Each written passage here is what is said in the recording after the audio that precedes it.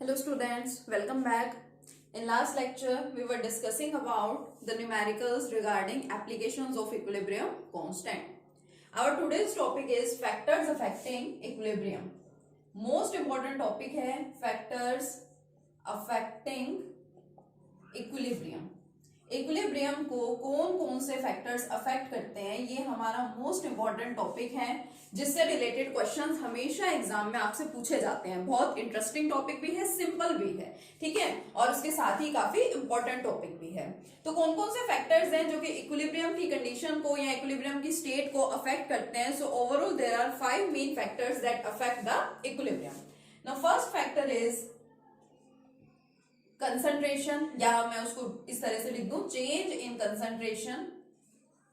Change in concentration. अब अगर हम इक्विलिब्रियम की बात कर रहे हैं तो कंसंट्रेशन तो हम रिएक्टेंट्स की भी चेंज कर सकते हैं या फिर प्रोडक्ट्स की भी कर सकते हैं.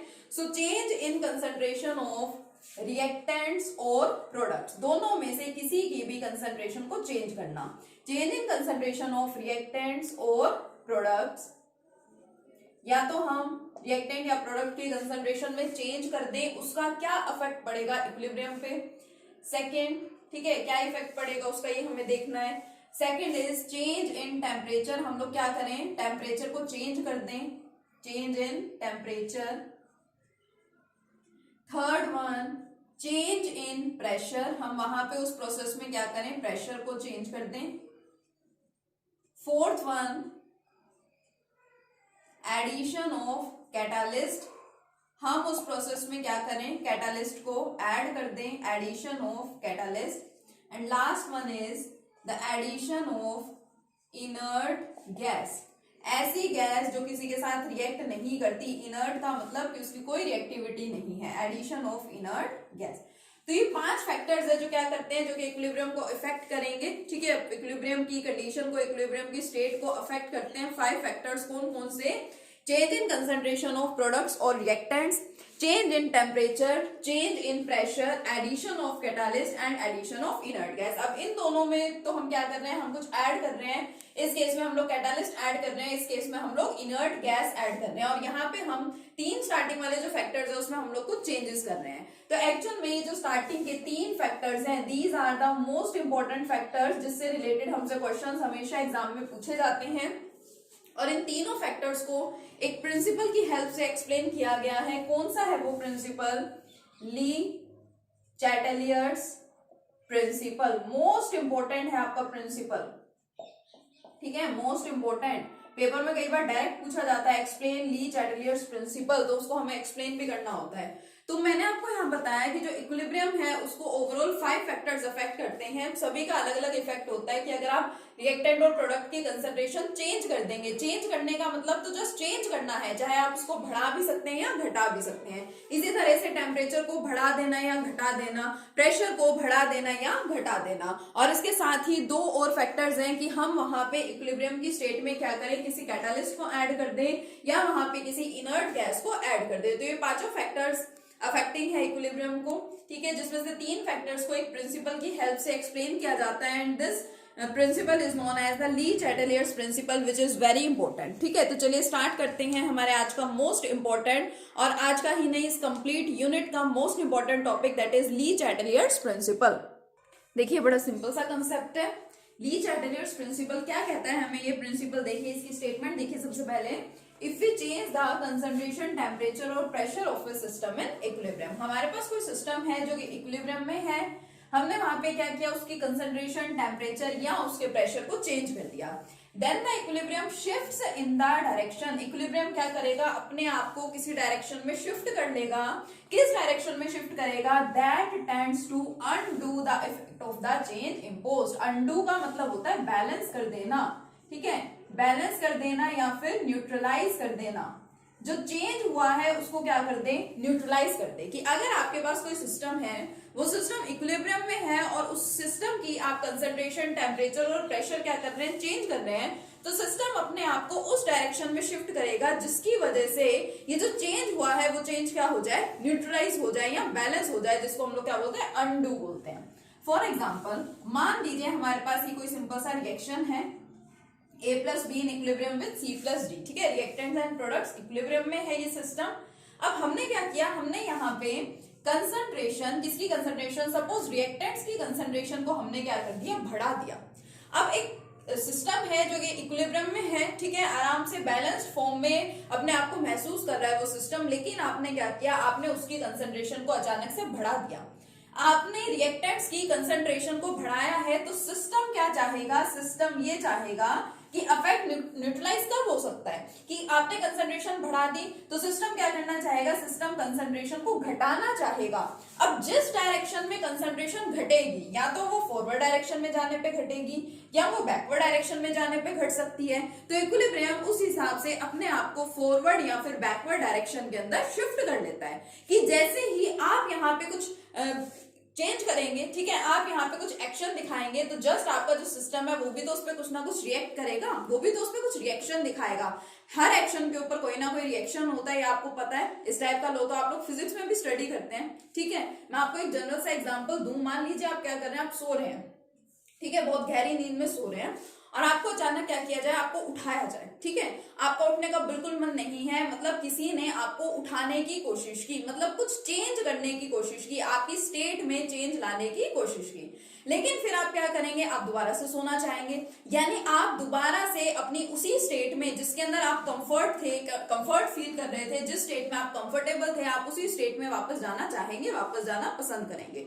तो अगर यहाँ पे सब कुछ पहले ही बैलेंस फॉर्म में है, आपने कंसंट्रेशन बढ़ा दी अचानक से, सडनली आपने रिएक्टेंट्स की कंसंट्रेशन बढ़ा दी, तो सिस्टम क्या चाहेगा, आपने सिस्टम के अंदर तो चेंज कर डाला ना, तो सिस्टम क्या चाहेगा कि कंसंट्रेशन घट जाए, ठीक है। मान लीजिए स्टार्टिंग में रिएक्टेंट्स की कंसंट्रेशन क्या थी, 15 मोल थी, 15 मोलर किसी एक रिएक्टेंट की कंसंट्रेशन थी, आपने इसकी कंसंट्रेशन क्या कर दी, 2 मोलर बढ़ा दी, तो आपने यहाँ पे कुछ चेंज कर दिया, तो सिस्टम क्या चाहेगा, सिस्टम ये चाहेगा कि जो कंसंट्रेशन है वो 2 मोलर क्या हो जाए, कम हो जाए। और वो कम कैसे होगी, जैसे ही आप रिएक्टेंट इसमें ऐड करेंगे, यानी कोई ना कोई और रिएक्शन होगा, इक्विलिब्रियम की स्टेट क्या होगी, डिस्टर्ब होगी, तो इक्विलिब्रियम अपने आप को शिफ्ट करने की कोशिश करेगा किसी ऐसे डायरेक्शन में जहां पे ये जो चेंज है ये अंडू हो जाए या फिर न्यूट्रलाइज और बैलेंस हो जाए। कैसे, अभी तो मैंने एक जनरल इक्वेशन लिखी, ठीक है, मैं आपको एक रिएक्शन की हेल्प से बताती हूँ, ज्यादा अच्छे से आपको समझ में आएगा।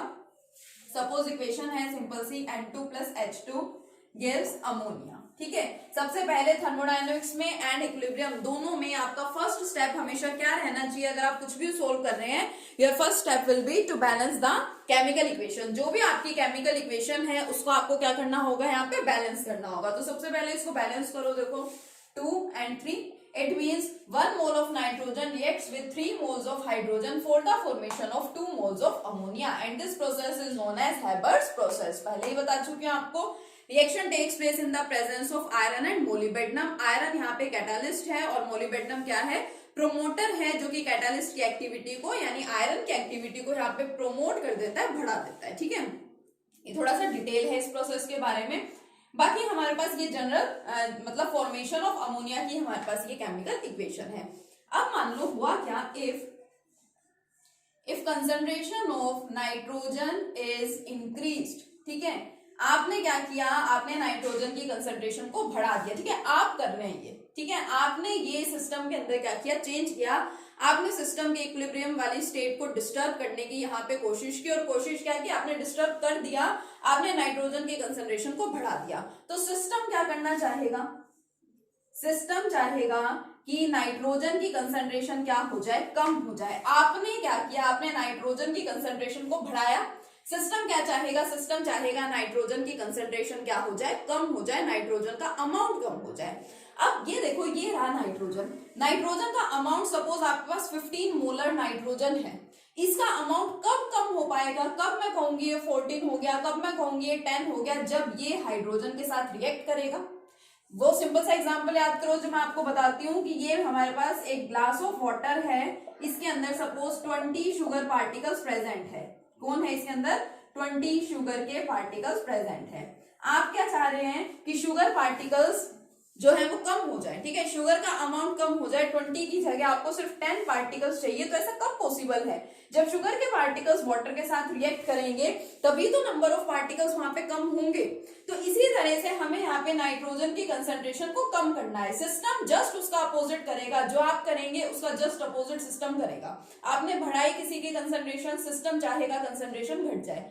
आपने किसी की कंसंट्रेशन घटाई, सिस्टम चाहेगा कंसंट्रेशन बढ़ जाए। तो हम यहाँ पे चाह रहे हैं, सिस्टम यहाँ पे चाह रहा है कि नाइट्रोजन की कंसंट्रेशन क्या हो जाए, कम हो जाए। और इसकी कंसंट्रेशन कम कब होगी? जब वो हाइड्रोजन के साथ क्या करेगा, रिएक्ट करेगा।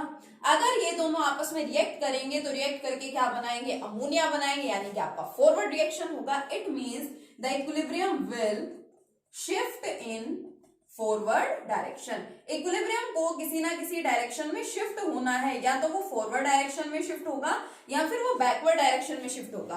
अब वो किस डायरेक्शन के अंदर शिफ्ट हो रहा है डिपेंड करता है आपने क्या चेंजेस वहां पे किए हैं उसके ऊपर, ठीक है। तो यही है हमारा ली चैटलियर प्रिंसिपल कि अगर हम कोई सिस्टम है जो कि इक्विलिब्रियम में है, उसकी कंसंट्रेशन, टेम्परेचर या प्रेशर हम चेंज अगर करना चाहेंगे तो इक्विलिब्रियम अपने आप को उस डायरेक्शन में शिफ्ट कर लेगा जिस शिफ्टिंग की वजह से ये जो चेंज है वो क्या हो जाए, न्यूट्रलाइज हो जाए या फिर बैलेंस्ड हो जाए। तो ये मैंने आपको एक सिंपल सा एग्जांपल यहाँ पे बताया। ली चैटलियर प्रिंसिपल में हमें ये तीनों फैक्टर्स पढ़ने हैं, effect of change in concentration, effect of change in temperature and effect of change in pressure, ठीक है। ये तीनों यहाँ पे आएंगे, ठीक है। चलिए एक और एग्जांपल की हेल्प से देखते हैं और इंक्रीज करते हैं कंसंट्रेशन और डिक्रीज भी करते हैं। Effect of change in concentration, example मैंने ले लिया, सपोज H2 प्लस I2, आपकी बुक में भी गिवन है एग्जांपल, कन्वर्ट होंगे किसमें, हाइड्रोजन आयोडाइड में। बैलेंस कर दी मैंने इक्वेशन, ठीक है। अब केस फर्स्ट, सपोज यहाँ पे सबसे पहले क्या हुआ, concentration of H2 is increased. आपने क्या किया, आपने हाइड्रोजन जो कि आपका रिएक्टेंट है उसकी कंसंट्रेशन को बढ़ाया। तो खुद से सोचा करो सिस्टम क्या चाहेगा, सिस्टम चाहेगा, मैं यहाँ पे लिख देती हूँ, ठीक है, आपको पेपर में ये लिखना नहीं होता, ठीक है, इस तरह से मतलब रिप्रेजेंट नहीं करना होता, लैंग्वेज की टर्म्स में लिख सकते हैं या फिर आप रफली इसको करके देख सकते हैं कि आपका सिस्टम क्या चाहेगा, कंसंट्रेशन ऑफ H2 क्या हो जाए, डिक्रीज हो जाए। इसकी कंसंट्रेशन कम कब होगी, जब ये आयोडीन के साथ रिएक्ट करेगा। आयोडीन के साथ रिएक्ट करेगा यानी कि हाइड्रोजन आयोडाइड बनेगा। So we can say that equilibrium will shift in forward direction. Equilibrium क्या करेगा, फॉरवर्ड डायरेक्शन में शिफ्ट होगा। और एक और सिंपल सी बात है, सिंपल सा पॉइंट है जिससे आप ध्यान रख सकते हैं, जितने ज्यादा आप रिएक्टेंट्स की कंसंट्रेशन को बढ़ाते जाएंगे, चाहे एक की कंसंट्रेशन बढ़ा रहे हैं, दो की बढ़ा रहे हैं, ठीक है, या किसी दूसरे की अकेले की बढ़ा रहे हैं, तो क्या होगा, जितने ज्यादा रिएक्टेंट्स आप ऐड करेंगे उतने ही तो प्रोडक्ट्स बनते जाएंगे। और प्रोडक्ट बनने का मतलब कि इक्विलिब्रियम कहाँ जा रहा है, फॉरवर्ड डायरेक्शन की तरफ जा रहा है। इसी तरह से मान लो क्या किया, कंसंट्रेशन आयोडीन की बढ़ा दी, तो सिस्टम क्या चाहेगा कि आयोडीन की कंसंट्रेशन क्या हो जाए, कम हो जाए। आयोडीन की कंसंट्रेशन कम कब होगी, जब ये हाइड्रोजन के साथ रिएक्ट करे और हाइड्रोजन आयोडाइड बना ले। So in this case also equilibrium will shift in forward direction. इस केस में भी जो आपका इक्विलिब्रियम है वो कहां पे शिफ्ट हो रहा है, फॉरवर्ड डायरेक्शन में शिफ्ट हो रहा है, ठीक है। सेकंड कंसेप्ट सिंपल सा, ये मान लो हो गया हमारा फर्स्ट केस, ये हो गया हमारा सेकंड केस। ओवरऑल हम ये बोल सकते हैं कि इफ, ठीक है, इसको समराइज करके हम क्या बोल सकते हैं, if concentration of the reactants is increased. अगर हम लोग रिएक्टेंट्स की कंसंट्रेशन को क्या कर रहे हैं, बढ़ा रहे हैं, ठीक है। आपको इस स्टेटमेंट को जस्ट आपको रटना नहीं है, आपको इसको कंप्लीट को समझना है अच्छे से। If the concentration of the reactants is increased then the equilibrium will shift in forward direction. Equilibrium कहां शिफ्ट हो जाएगा, फॉरवर्ड डायरेक्शन में शिफ्ट होगा। और इसी तरह से इसका जस्ट अपोजिट होगा कि अगर आप रिएक्टेंट्स की कंसंट्रेशन बढ़ा रहे हैं तो इक्विलिब्रियम फॉरवर्ड डायरेक्शन में जा रहा है, तो जब प्रोडक्ट की कंसंट्रेशन बढ़ा देंगे तो फिर इक्विलिब्रियम कहां जाएगा, बैकवर्ड डायरेक्शन में जाएगा। इसको आप समझ सकते हैं यहां से कि सपोज आपने क्या किया, आपका थर्ड केस यहाँ पे क्या हुआ कि concentration of HI is increase. आपने हाइड्रोजन आयोडाइड की कंसंट्रेशन को बढ़ा दिया, तो सिस्टम क्या चाहेगा, सिस्टम चाहेगा कि हाइड्रोजन आयोडाइड की कंसंट्रेशन क्या हो जाए, कम हो जाए। सपोज आपके पास हाइड्रोजन आयोडाइड की कंसेंट्रेशन 20 मोलर है, ठीक है। सपोज इस 20 ग्राम सपोज आपके पास बन गया, मान लो ये आपके पास 20 ग्राम है, आप चाहते हैं कि 10 ग्राम आपके पास रह जाए, ठीक है। आपको इसकी कंसेंट्रेशन को कम करना है, तो आप क्या कहेंगे, आपको इसका डिसोसिएशन कराना पड़ेगा। आप चाहेंगे कि ये सब्सटेंस डिकम्पोज हो जाए, डिकम्पोज होगा यानी कि इससे हाइड्रोजन और आयोडीन बनेंगे। इट मीन्स इक्विलिब्रियम को कहां शिफ्ट होना पड़ेगा, बैकवर्ड डायरेक्शन में। So in this case equilibrium will shift in backward direction. Equilibrium अब किस डायरेक्शन में शिफ्ट हो जाएगा, यहाँ पे बैकवर्ड डायरेक्शन में, ठीक है। तो इसलिए हम इसको कंक्लूड करके क्या बोल सकते हैं कि if concentration of reactants is increased then the equilibrium will shift in forward direction, and if the concentration of the products is increased, अगर अब हम लोग क्या करें, अगर हम लोग प्रोडक्ट की कंसंट्रेशन को बढ़ा दें then equilibrium will shift in backward direction. इस केस में जो आपका इक्विलिब्रियम है वो किस डायरेक्शन में शिफ्ट हो जाएगा, अब बैकवर्ड डायरेक्शन में शिफ्ट हो जाएगा। तो ऐसा नहीं है कि आपको जस्ट कंसंट्रेशंस को बढ़ाना ही है, आप कंसंट्रेशन को घटा भी सकते हैं, डिक्रीज भी कर सकते हैं। अभी देखिए आप कंसंट्रेशंस को बढ़ा रहे थे, अब मान लो आप कंसंट्रेशन को क्या कर रहे हैं, घटा रहे हैं। तो नेक्स्ट केस ले लो, if concentration of H2 is decreased, आपने यहाँ पे H2 की कंसंट्रेशन को क्या कर दिया, कम कर दिया, यानी आपने रिएक्टेंट की कंसंट्रेशन को यहाँ पे घटा दिया। तो सिस्टम क्या चाहेगा, H2 की कंसंट्रेशन बढ़ जाए, ठीक है। सिस्टम आपका क्या चाहेगा, आपका सिस्टम चाहेगा कि कंसंट्रेशन ऑफ H2 क्या हो जाए, बढ़ जाए। सिर्फ एक चीज याद रखेंगे यहाँ पे कि आप जो करेंगे सिस्टम उसका जस्ट क्या करेगा, अपोजिट करेगा। आप कुछ बढ़ाएंगे सिस्टम वो घटाना चाहेगा, आप कुछ घटाएंगे सिस्टम वो क्या करना चाहेगा, बढ़ाना चाहेगा। So if concentration of H2 is decrease, तो आपका सिस्टम चाह रहा है कि H2 की कंसंट्रेशन बढ़ जाए। अब मान लो H2 है आपका, आपको चाहिए H2 ज्यादा से ज्यादा अमाउंट में आपको चाहिए, तो इक्विलिब्रियम कहां पे शिफ्ट होगा, बैकवर्ड डायरेक्शन में, कि इसका ज्यादा से ज्यादा अगर डिकम्पोजिशन होगा तभी तो आपको एक्सेस अमाउंट में हाइड्रोजन मिल पाएगा।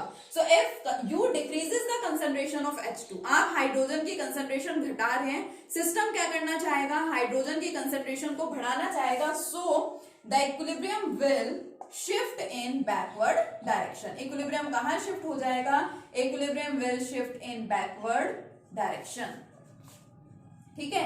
सेम क्या कर सकते हैं आप, आयोडीन की कंसंट्रेशन को घटा सकते हैं, सिस्टम चाहेगा आयोडीन की कंसंट्रेशन को बढ़ाना, और इक्विलिब्रियम शिफ्ट कहां पे हो जाएगा, आपके बैकवर्ड डायरेक्शन में। अब अगर प्रोडक्ट की बात करें तो if the concentration of H2 is reduced or decreased, sorry HI, if the concentration of HI is decreased or reduced, तो सिस्टम क्या चाह रहा है, सिस्टम चाह रहा है कि कंसंट्रेशन HI की बढ़ जाए। आपने HI की कंसंट्रेशन को घटाया, सिस्टम चाह रहा है HI की कंसंट्रेशन बढ़ जाए, यानी आपको इसका ज्यादा से ज्यादा अमाउंट चाहिए।